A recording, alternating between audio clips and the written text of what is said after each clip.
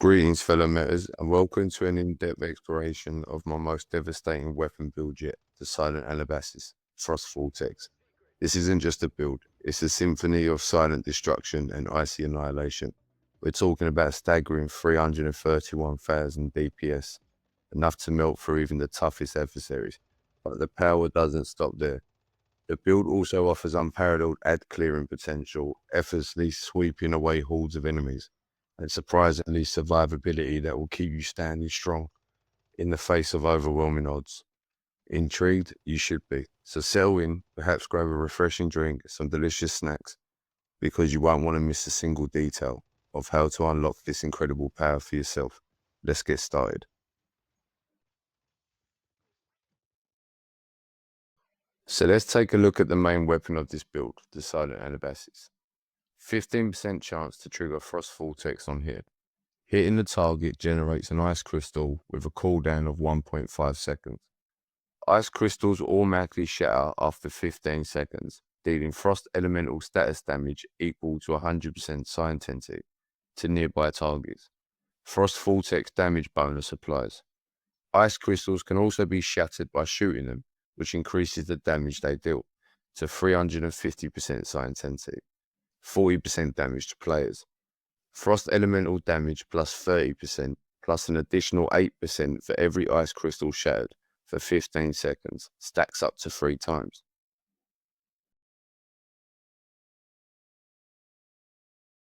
So let's take a look at the keyword Frost Vortex. Trap enemies within a 4.5 meter radius and inflict 30% psi intensity status damage per second for 4 seconds. Up to 2 Frost Vortexes may exist at any time. The additional damage is frost element, cannot crit, cannot strike weak spots, and will not decay with distance.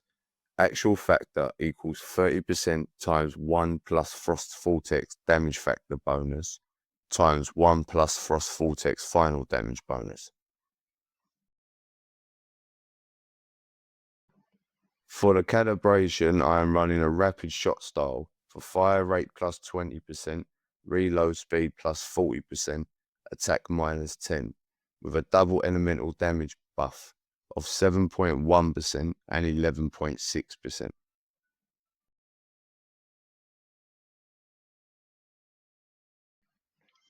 Let's have a look at my accessories. For my muzzle, I am running a range compensator. For optic, I am using a compact reflex sight. For tactics, I'm using the tactical laser sight, and for magazine, I'm using the extended rifle mag. And for my ammunition, I'm using the disintegrating rifle AP ammunition.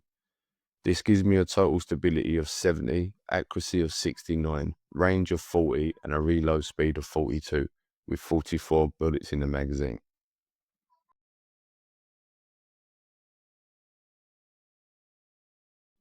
So now let's turn our attention to the 2 secondary weapons that can significantly complement this build. The first is the Bingo, a personal favourite when dealing with bosses or adversaries that possess easily exploitable weak spots. 70% chance to trigger the bullseye on weak spot hit.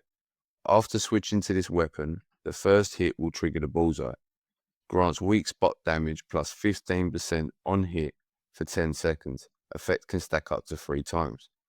After defeating an enemy with a weak spot hit, attack plus 15% for 20 seconds.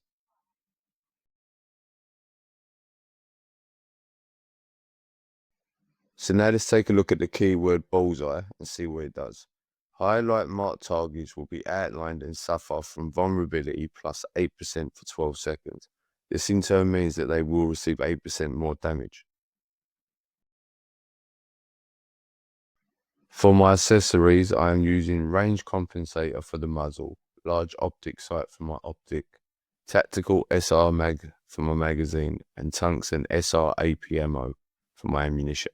This gives me a total stability of 99, accuracy of 71, range of 80, and reload speed of 57. For your calibration, you want to run a rapid shot style.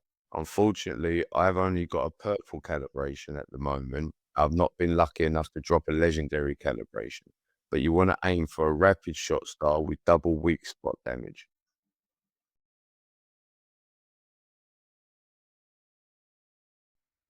And for our other secondary, we can use the wildfire. For 60% chance to trigger the bullseye effect when hitting a target, there is an 80% chance to spread the bullseye to one enemy within 15-meter area. If there are no enemies within the area, weapon damage plus 25% for 10 seconds. When hitting a weak spot of marked enemies, attack plus 3% for 10 seconds. This one's very good for using on very ad dense areas because you can shoot or kill a couple ads and it will spread the bullseye around much easier than what the bingo does. For my calibration, I'm using a rapid shot style for fire rate plus 25%, magazine capacity plus 40%, attack minus 15%, with a double weak spot damage of 7.4% and 11.8%.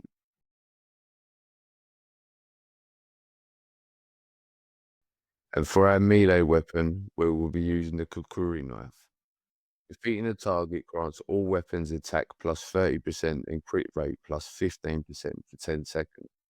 When defeating an enemy with a heavy strike, psi intensity plus 20% and restores HP by 200% of psi intensity. The second perk is the one that we're aiming for because we want that 20% increase to our psi intensity to really push our damage numbers up. So as you can observe, my psi intensity starts at 1070. However, after activating the Kukuri knife, second trait, it jumps to a total of 1256. This significant increase in psi intensity is the key to achieving that massive DPS spike we've been discussing. So after testing my raw damage, I come out with a grand total of 62,000 DPS.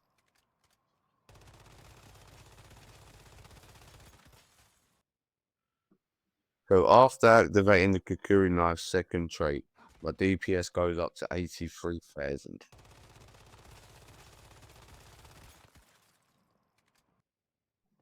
So after using my polar jelly deviation, my DPS numbers reach up to 116,000 DPS. So after getting fully buffed with polar jelly, whimsical drink, surprise spring roll, and the Kukuri knife buff, my grand total DPS comes out at 331,000. Alright, let's dive into the stat breakdown after all the buffs are active. You can see my weapon damage is a respectable 100%. Furthermore, my status damage is significantly boosted to 204.2%, which will really amplify the effects of our Frost Vortex. And finally, my elemental damage reaches a notable 175%, directly enhancing the power of our Frost-based attacks. These combined stats are key to achieving the impressive DPS we've been showcasing.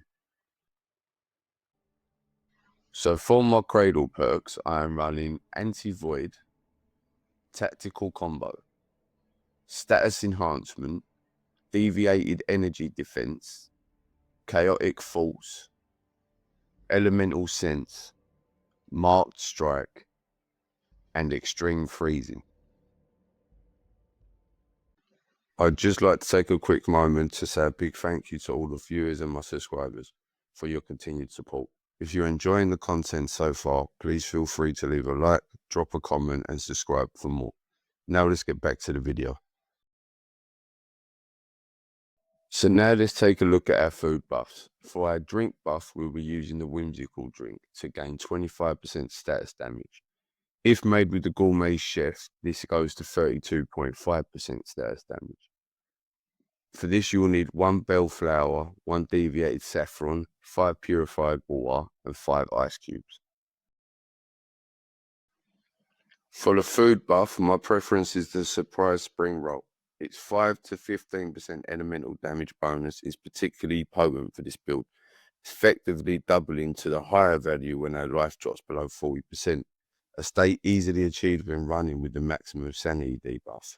For this, you will need 2 deviated wheat, 1 cabbage, 1 corn oil, 15 whispers, 2 sugar, or 2 peppercorn. Next, let's talk about a really good tactical item that was brought to my attention from a comment from one of my viewers. And we're talking about the portable MG Torrent Shadow Shift. The portable MG turret mirrors the aptitudes and effects of the weapon currently held by the player, excluding heavy weapons and melee effects. If no weapon is equipped, the turret retains to its default effects. The portable MG turret is now a reusable item with a maximum of 5 usages. As you can see in the video, by throwing the turret gun out and having my Silent Anabasis in my hand, the turret gun spawns me more crystals. If I switch to my bingo, it will apply bullseye on the targets as well. For our deviations, we have two choices. The first choice is the polar jelly. Continuously deals frost status damage to surrounding enemies and forces them to move towards you. Increases frost damage received by surrounding targets by 36%. If frost vortexes are formed inside the radius, create additional ice spikes. The jellyfish actually does buff your ice spikes as well when playing, so this one brings your DPS up higher for more single target, and if the target isn't really moving so much, say like a Trent or a big boss in one of the new Nightmare silos, this one is more effective than the Snow Sprite.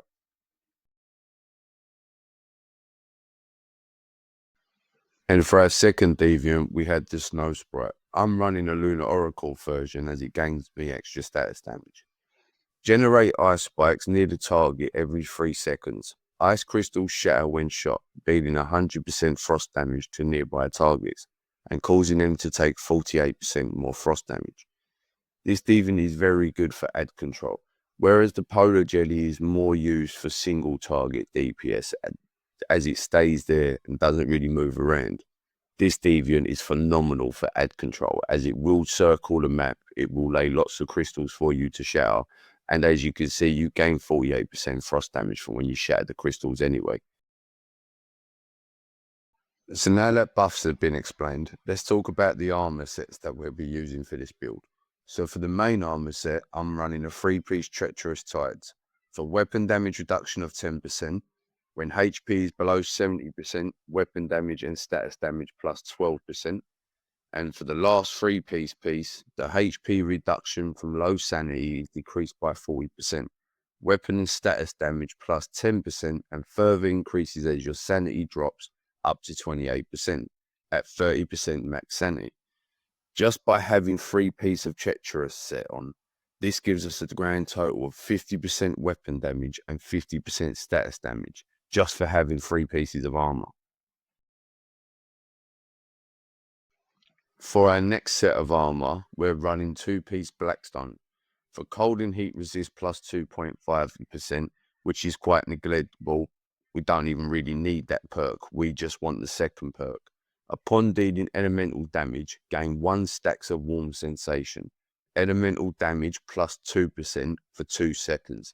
Triggers 1 time every 0.5 seconds up to a maximum of 5 stacks. And for our key armor piece, we will be using the snow camo gloves. When an ice crystal shatters, 4 additional ice missiles will launch at nearby enemies, dealing status damage equal to 50% psi intensity to targets hit. 40% damage to players, frost vortex damage bonuses apply.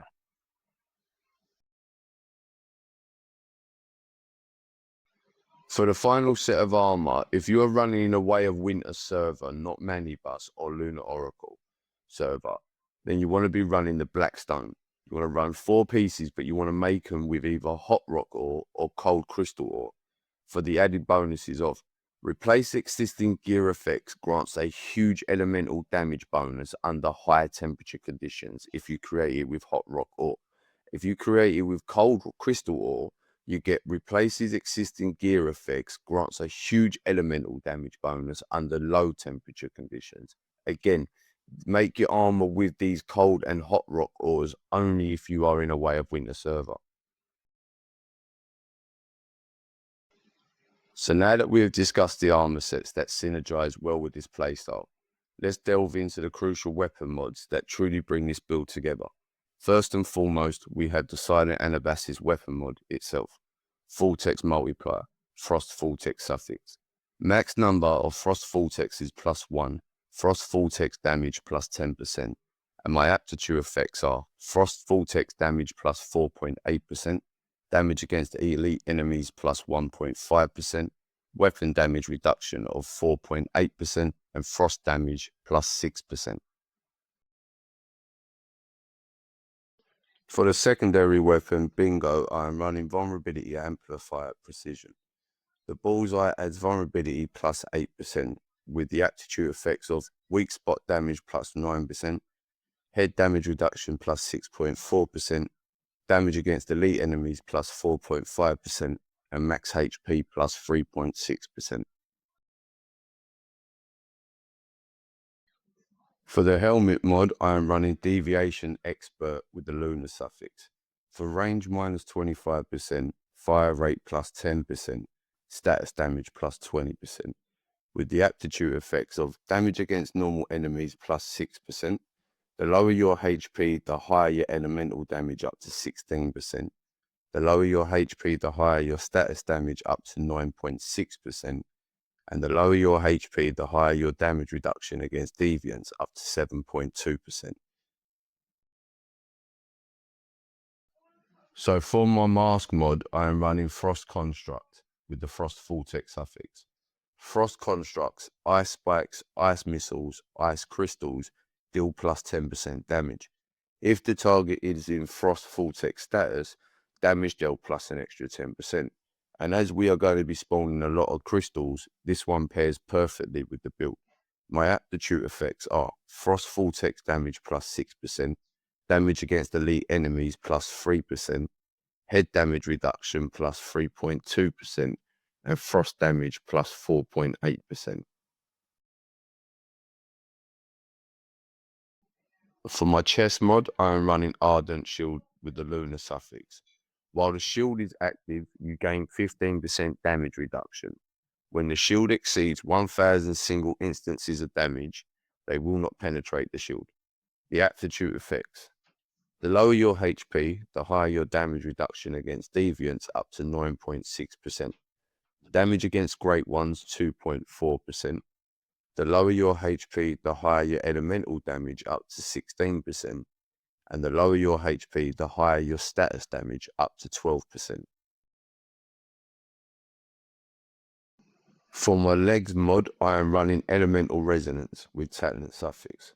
For each instance of elemental damage dealt from the previous magazine, the next magazine gains elemental damage plus 1% for 15 seconds upon reloading, up to 24%, with the aptitude effects of elemental damage plus 8%, damage against great ones plus 2.4%, max HP plus 3.6%, and status damage plus 6%.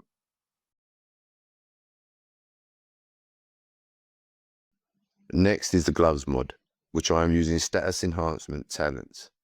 For status damage plus 20% and the aptitude effects of elemental damage plus 8%, damage against great ones plus 4.8%, weapon damage reduction plus 3.6%, and status damage plus 4.8%. On the other hand, Elemental Overload presents another viable option. Both are strong choices, so I recommend using whichever mod you process with the higher stats, or the one that better synergizes with your specific elemental and status damage bonuses.